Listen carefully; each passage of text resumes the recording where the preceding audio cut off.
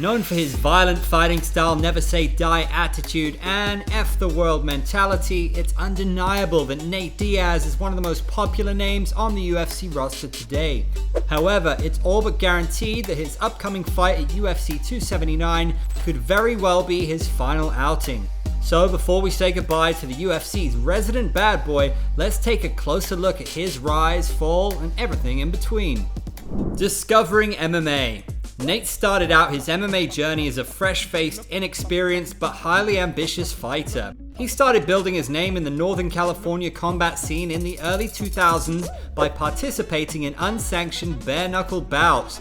Later on, Nate and his older brother Nick joined the Gracie Jiu-Jitsu Academy to learn the gentle art under the tutelage of Cesar Gracie. Meanwhile, the brothers also continued to hone their boxing skills under Richard Perez, priming the duo for their eventual UFC careers. Nick was the first to get a call from the UFC, making his Octagon debut in September 2003. In just 2 fights, the older Diaz brother turned into a massive fan favorite with spectacular wins over Jeremy Jackson and future welterweight champ Robbie Lawler.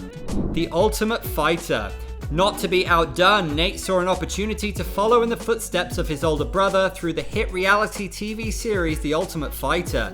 Entering the show as a member of Team Jens Pulver, Nate certainly lived up to the Diaz name by running through his opponents and ultimately winning the entire season.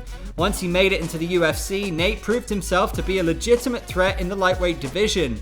By winning his first 5 fights in impressive fashion, Nate himself became a massive favorite and successfully stepped out of Nick's shadow. For many years to come, Nate would establish himself as a reliable workhorse in the 155-pound weight class.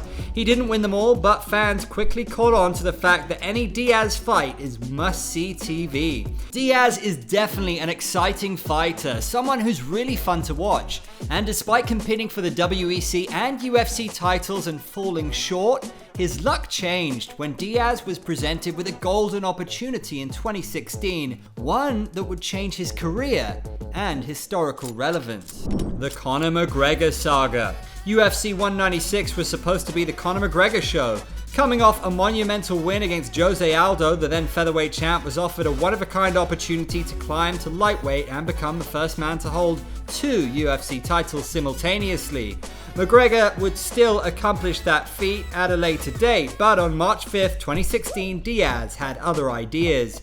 Stepping in as a short-notice replacement for the injured Rafael dos Anjos, Diaz was faced with seemingly insurmountable odds. However, he proceeded to prove his doubters wrong when he handed the UFC's poster boy his first defeat inside the octagon.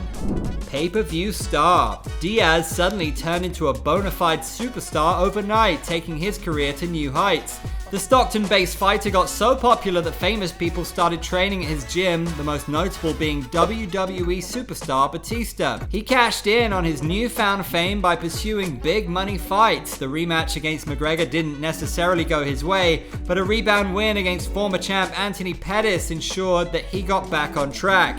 Unfortunately, that was the extent of Diaz's time in the sun.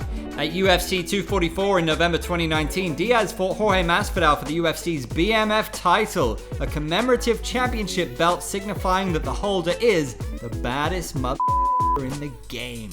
After receiving a brutal beatdown at the hands of Masvidal, a huge gash opened up above Diaz's right eye. In round 3, the cage-side physician stepped in and Gamebred was declared the winner by TKO.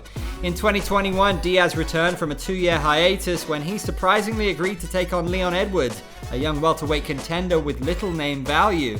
It came as a surprise to many, considering Diaz at that point was only going after high-profile fights. Looming retirement. To nobody's surprise, the younger Edwards dominated Diaz in the span of 5 rounds, and just like that, Diaz went from being on top of the world to having lost 3 of his last 4 outings. In recent months, Diaz has indicated his intention to leave the UFC after his highly anticipated clash against Khamzat Chimaev. In the eyes of many, matching Diaz up against the undefeated rising star is the UFC's way of making sure his value is diminished before he heads out the door. But what if Diaz pulls off one more heist? If betting odds are to be believed, the chances of Diaz scoring an upset are slim to none, to put it kindly. But if we've learned anything through the years and years of following Diaz's career, it's that you never count out the famed Stockton Slugger. Don't forget to follow Sportskeeda MMA on all our social media platforms.